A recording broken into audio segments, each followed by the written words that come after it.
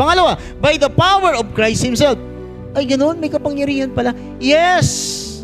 Jesus Himself has the power to resurrect Himself because He is God.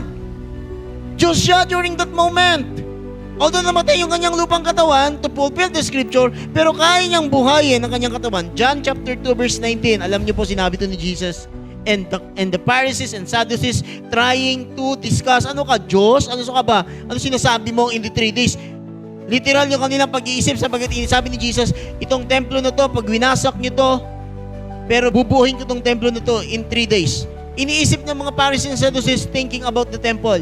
But Jesus is thinking about the temple, the body.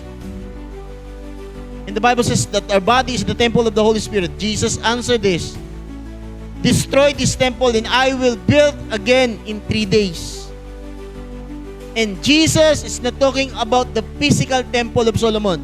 Jesus is talking about the body, His temple, the temple, yung katawan niya. Sabi niya, sisirain niyo man ito, mapapako man ako sa cross, pero in 3rd day, sabi niya, I will build again in 3 days.